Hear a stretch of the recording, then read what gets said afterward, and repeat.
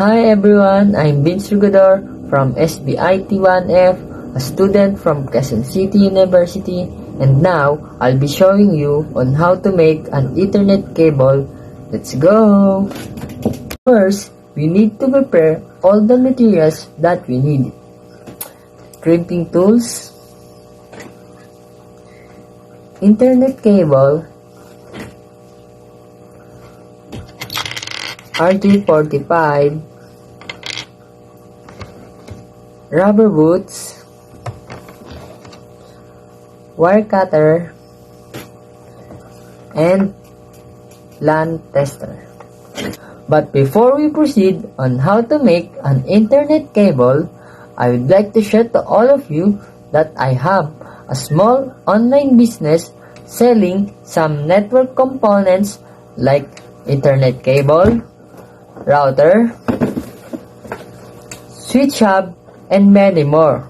So check it out and don't forget to visit our account on FB, TikTok, and Shopee.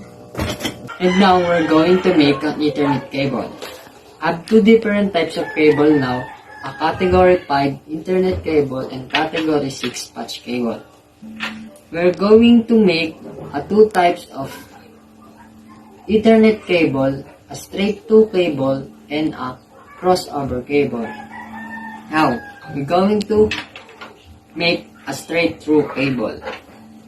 Now, we're going to strip our cable.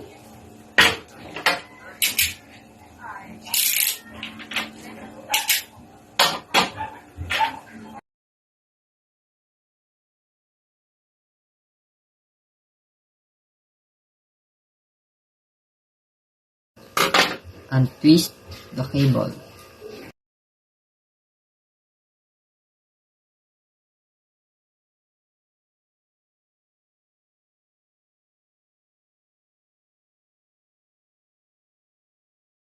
The excess cable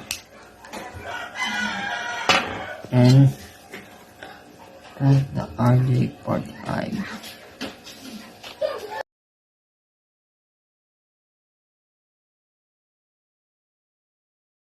We're going to flip our cable.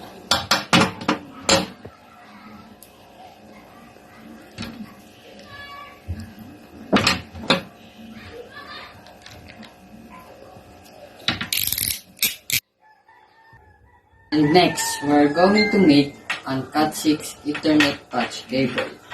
The difference between Cat5 and Cat6 cable are in terms of speed, connectivity. Cat6 is more faster than Cat5e, and Cat6 cable is more thicker than a Cat5e one.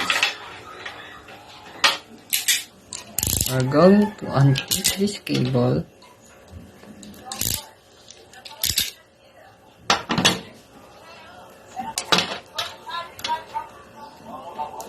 Yan.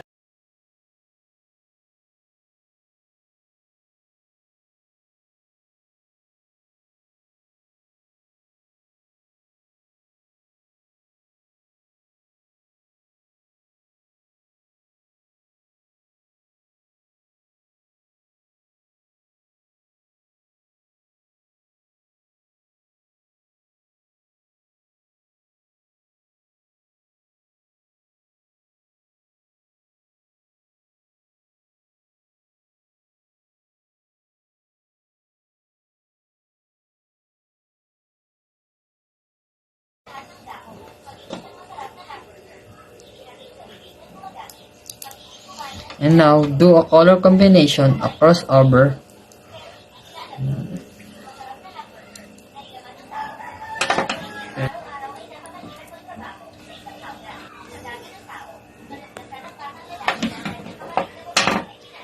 And cream.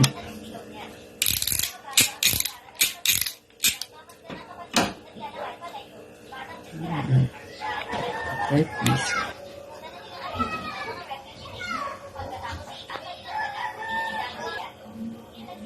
And now, we're going to test our cable using LAN tester.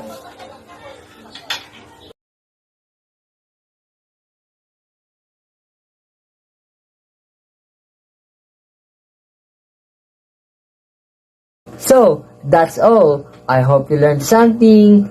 Don't forget to like and share. Goodbye.